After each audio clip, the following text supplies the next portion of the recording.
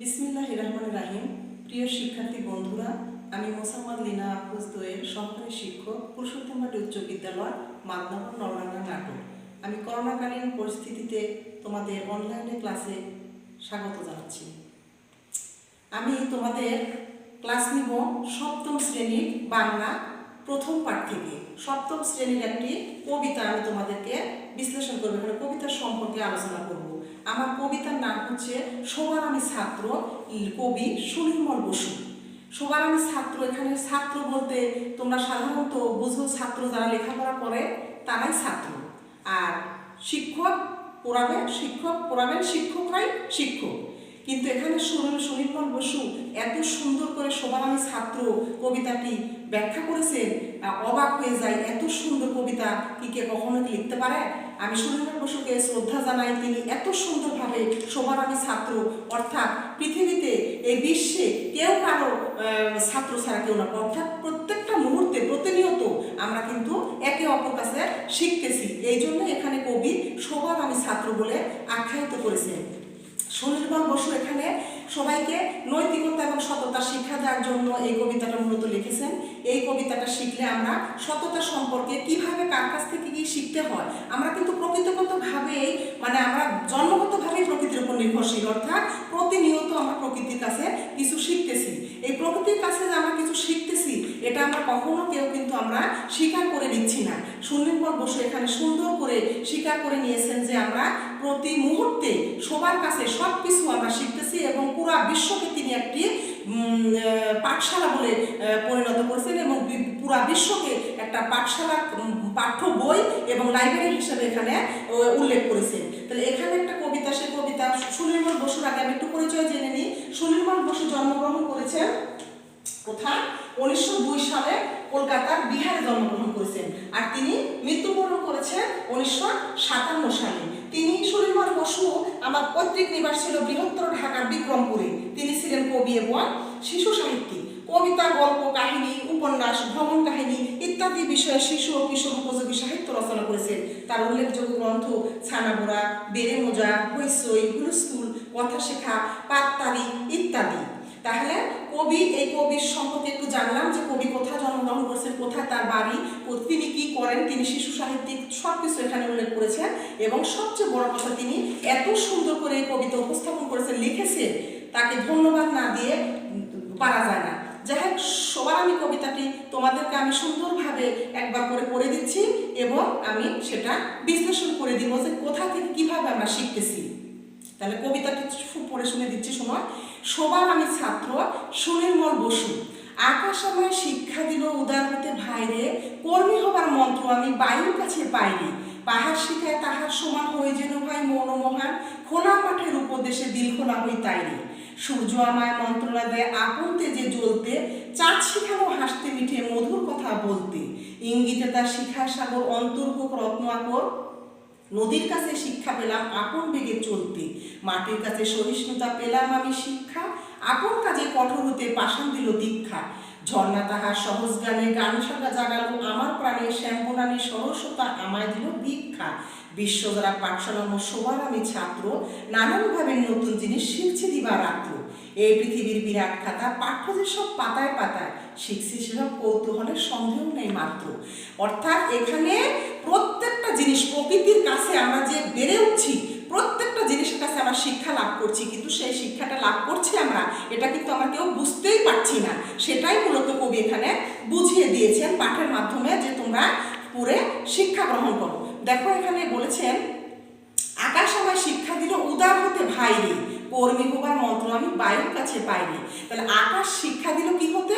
উদার হতে। অর্থাৎ আকাশ, দেখো পুরা আকাশটা, সারা বিশ্ব জুড়ে আকাশ আছে, সেই আকাশ কিন্তু কাউকেই ছোট বড় করে দেখছে না, বা বলছে না যে আমি তোমাকে এই সমান অধিকার দিব না। অর্থাৎ আকাশ কিন্তু প্রত্যেকটা পৃথিবীর যত যা আছে সবাইকে একই সঙ্গে তার যে উপকার করে যাচ্ছে। তাহলে আকাশের কাছে আমরা কি শিক্ষা পেলাম? আমরা শিক্ষা নিচ্ছি না, কিন্তু আমরা শিক্ষা কিন্তু নিতে পারবো। আকাশ উদার হতে শিখানো, অর্থাৎ ছোট বড়, ধনী গরিব, এখানে কোনো ছোট জাত বড় জাত বলে আকাশের কাছে কোনো হিংসা বিদ্বেষ নাই। তাহলে আমাদেরকে উদার হতে শিক্ষা দিচ্ছে আকাশ। কর্মী হবার মন্ত্র আমি কোথায় থেকে পাচ্ছি? বায়ুর কাছ থেকে আমি কাজ করার প্রেরণা পাচ্ছি, যে কিভাবে অনর্গল কাজ করে যেতে হয়, কিভাবে বায়ু, যেমন বায়ুর কখনো থামাথামি নেই, বায়ু কাউকে কম বেশি করে দেখছে না, ঠিক তেমনি বায়ুর মতো আমরাও যেন কর্মী হবার মন্ত্রণা পাই। পাহাড় শিখা তাহার সমান হয় যেন ভাই মৌনগুহান, খোলা মাঠের উপদেশে দিল খোলা হই ভাইরে।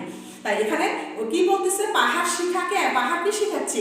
পাহাড় শিখাচ্ছে তাহার সমান যেন আমরা মহান হই, মৌন হই, অর্থাৎ পাহাড় সবচেয়ে কিন্তু উঁচু জায়গা, তাহলে উঁচু মন মানসিকতার জন্য পাহাড় আমাদেরকে শিক্ষা দিচ্ছে তাহার সমান যেন মহান হই। খোলা মাঠের উপদেশ, খোলা মাঠ কি উপদেশ দিচ্ছে? খোলা মাঠ উপদেশ দিচ্ছে। খোলা মাঠ, দেখো আমরা সবাই যে খেলা করতেছি, এই করতেছি, সে করতেছি, খোলা মাঠ কিন্তু কাউকেই বলতেছে না আমি তোমাকে নিব না। তাহলে খোলা মাঠ আমাদেরকে উপদেশ দিচ্ছে সবাইকে তোমরা সমানভাবে ভালোবাসো। সূর্য আমায় মন্ত্রণা দেয় আপন তেজে জ্বলতে, চাঁদ শিখানো হাসতে মিঠে মধুর কথা বলতে। সূর্য আমায় কি বলতে? সূর্য কি মন্ত্রণা দিচ্ছে, কি শিখাচ্ছে? সূর্য আমাদের শিখাচ্ছে আপন তেজে জ্বলতে, অর্থাৎ আমার যে প্রতিভা আছে সেই প্রতিভা আমি সবাইকে যেন বিলিয়ে দিই। সূর্য যেমন তার প্রতিভা, তার যেমন আলো যেমন সবাইকে ছড়িয়ে দিচ্ছে, কাউকে বলছে না আমি তোমাকে দিব না, আমি তোমাকে দিব না, কেউ ছোট বড় ধনী গরিব দেখছে না, ঠিক তেমনি আমাদেরও প্রতিভা যেটুকু আছে সেটু সমানভাবে আমাদেরকে চলতে হবে। চাঁদ শিখানো হাসতে মিটে মধুর কথা বলতে, অর্থাৎ চাঁদ কিন্তু শিখাচ্ছে আমাদেরকে কি বলতে?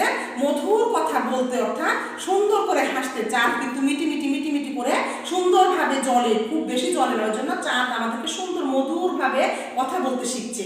ইঙ্গিতে তার শিখায় সাগর অন্তর্ভোগ রত্ন আকর, নদীর কাছে শিক্ষা পেলাম আপন বেগে জ্বলতে। এখানে সাগর কি শিখাচ্ছে? সাগরের বুকে কিন্তু অসংখ্য ধনরত্ন আছে, সেই সাগর কিন্তু মানুষের উপকারের জন্য সব কিছু অকাতরে বিলিয়ে দিচ্ছে। ঠিক তেমনি আমাদেরও সাগরের মতো সুন্দর হতে হবে।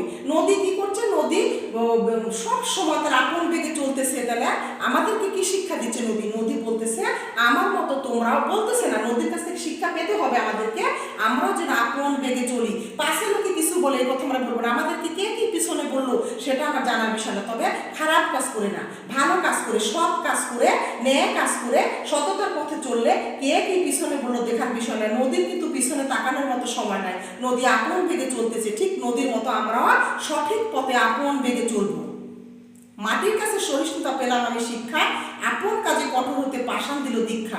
এখানে মাটির কাছে কি সহিষ্ণুতা মানে কি? ধৈর্য, সততা, ন্যায়নিষ্ঠা। মাটির কাছে সহিষ্ণুতা পেলাম আমি শিক্ষা, তার মানে কি?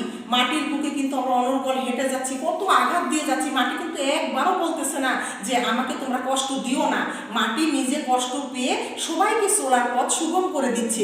ঠিক তেমনি মাটির মতো আমাদেরও ধৈর্য ধরে, ধৈর্য ধারণ করে আমাদেরকে সঠিক পথে চলতে হবে। তাহলে আমরা মাটির কাছেও শিক্ষা পেলাম। ঝর্ণা সহজ গানে গান বাজানো আমার প্রাণে, শ্যাম বরানে সরস্বতী আমার দিল ভিক্ষা, অর্থাৎ ঝর্ণা আপন বেগে আমার গান গাইতে শিক্ষা দিচ্ছে। শ্যাম বরানে আমাদেরকে সরলতা, তাদের সজীবতা দিয়ে আমাদেরকে সাহায্য করছে। তাই এখানে কবি বলেছেন বিশ্বজোড়া পাঠশালা মোর সবার আমি ছাত্র, নানানভাবে নতুন জিনিস শিখছি দিবারাত্র। এখানে বিশ্বজোড়া পাঠশালা মানে পুরা পৃথিবী একটা পাঠশালা, পাঠশালা মানে বিদ্যালয়, অর্থাৎ শিখার জায়গা। তাহলে সেখানে কবি এখানে সুনির্মল বসু পুরা পৃথিবীকে, জগৎটাকে, বিশ্বটাকে পুরা একটা পাঠশালা, বিদ্যালয়ের সঙ্গে তুলনা করেছেন, যেখানে সবার আমি ছাত্র, অর্থাৎ এই যে মাটি, পাহাড়, তারপরে তোমার সূর্য, তারপরে ঝর্ণা, শ্যামবনানী, সবার কাছে আমি ছাত্র, অর্থাৎ সবার কাছে অনর্গল দিবারাত্রি আমি শিখছি, নানানভাবে নতুন জিনিস শিখছি দিবারাত্রি, অর্থাৎ নানানভাবে প্রত্যেক দিন আমরা নতুন নতুন জিনিস শিখতেছি। এই পৃথিবীর বিরাট খাতা, পাঠ্য যেসব পাতায় পাতায় শিখছি যেসব কৌতূহলের সন্দেহ নাই মাত্র। আমরা মনে করতেছি যেটা আমরা টিচারের কাছে শিখতে যাচ্ছি, শিক্ষকের কাছে, সেটাই শুধু শিখতেছি, আসলে সেটা না। আমরা মনের অজান্তে এই পৃথিবীটাকে কবি যেমন একটি পাঠশালা বলেছে, তেমনি একটি বিরাট খাতাও বলেছেন, যে খাতার পাঠ্যে পাতায় পাতায় হচ্ছে যে সব শিখার জিনিস লেখা আছে, যেটা আমরা কৌতূহলে আমাদের অজান্তে আমরা শিখে ফেলছি। তাহলে এই কবিতাটা এত সুন্দর যে সব কিছুর কাছে শিক্ষা আছে। আমরা শুধু মনে করি যে আমরা শুধু যেটা শিক্ষকের কাছে শিখতেছি সেটাই হচ্ছে যে শিক্ষা, এবং আমরা যারা লেখাপড়া করতেছে, বিদ্যালয়ে পড়াশোনা করতেছে, তারাই আসলে ছাত্র, এই কথা ঠিক নয়। ছাত্র আমরা সবাই, ছোট বড় সবাই আমরা ছাত্র। পড়াশোনার কোনো শেষ নেই, পড়াশোনার কোনো বয়স নেই যে আমি করতেছি না। যতই আমি না করি, যতই আমি বৃদ্ধ হই, যতই আমি ছোট বাচ্চা হই, প্রত্যেকটা মুহূর্তে প্রতিনিয়ত আমরা পৃথিবীর কাছ থেকে অনর্গল আমরা শিখতেছি, যেখানে কোনো সন্দেহ নাই, আমরা কৌতূহলবশতই শিখতেছি। এটা তাহলে এই কবিতা পড়ে কি কবি বোঝাতে চেয়েছে? এখানে বোঝাতে চেয়েছে যে সব কিছুর কাছ থেকে আমরা, প্রকৃতির সব কিছুর কাছ থেকে আমরা সবসময় শিখতেছি। অতএব আমরা সবার হচ্ছে সব কিছুর কাছে, সব বিষয়বস্তুর কাছে, প্রকৃতির কাছে আমরা ছাত্র, আমরা শিখবো। আমরা কখনো মনের মধ্যে এই অহংকার নিয়ে আসবো না যে এটা একটা ছোট জিনিস, এটা একটা নগণ্য জিনিস, এর কাছে আবার কি শিক্ষা আছে। আসলে প্রত্যেকটা জিনিসের কাছে শিক্ষা আছে, শিক্ষাটা পড়তে হবে। জন্মগতভাবেই মানুষ প্রকৃতির উপর নির্ভরশীল। মানবিক নৈতিক শিক্ষাভাবে প্রকৃতি কিন্তু সবচেয়ে বড় আমাদের সহায়ক, সবচেয়ে বড় শক্তি। আকাশের অসীমতা আমাদের উদারতা শিখায়, সূর্য কিভাবে কর্মপ্রেরণা যোগায়, কিভাবে বায়ু কর্মপ্রেরণা যোগাচ্ছে, কিভাবে সূর্য তার সবাইকে আলো দিয়ে আলোকিত করছে, সাগরের বুকে যে বিশাল ধনরত্ন আছে কিভাবে সংরক্ষণ করে নীরবে মানব কল্যাণে করে যাচ্ছে, নদী তার গতিশীল থাকার শিক্ষা দিচ্ছে, এখানে গতিময় ঝর্ণা মনের ভিতর থেকে চলমান রাখতে সাহায্য করছে। তাহলে আমাদেরকে কি শিখাচ্ছে? মাটির সহিষ্ণুতা শিখাচ্ছে, নিজের সব কাজে দৃঢ় থাকাটা পাথরের কাছ থেকে আমরা কিন্তু শিখতে পাচ্ছি। এভাবে পৃথিবীর সকল বস্তু বা ব্যক্তির কাছ থেকে শিক্ষা নিয়ে আমাদের পথ চলতে হবে, এটাই আমাদের সব কিছু। তাহলে তোমরা এই গল্প, এই কবিতাটা যদি বারবার পড়ে থাকো তাহলে কিন্তু তোমরা সুন্দরভাবে প্রশ্ন আসতে পারে যে তোমাদের কার কাছ থেকে কি শিখছো। এখানে প্রশ্ন, পাহাড় তোমাকে কি শিখাচ্ছে, বা সূর্য আমাদের কি মন্ত্রণা দিচ্ছে, মাটির কাছে আমরা কি শিক্ষা পেলাম, বিশ্বজোড়া কি এটে, তারপরে খাতা, বিশ্বজোড়া পৃথিবীর বিরাট খাতা কি লেখা আছে, এগুলা আমাদের প্রশ্ন আসবে। এই প্রশ্নগুলো আমরা, এই গল্প কবিতাটা যদি আমাদের পড়া থাকে তাহলে আমরা সুন্দর করে লিখতে পারবো। তাহলে তোমাদের কি পড়তে হবে? এই কবিতাটা বারবার পড়তে হবে এবং বুঝতে হবে যে কবিতাটা কি বলতে চাচ্ছে। তাহলে কিন্তু বেশি মুখস্থ করার প্রয়োজন হবে না, আমরা পড়তে পারবো সুন্দর করে। ধন্যবাদ তোমাদের সবাইকে। পরিষ্কার পরিচ্ছন্ন থাকো, করোনা দূর করো।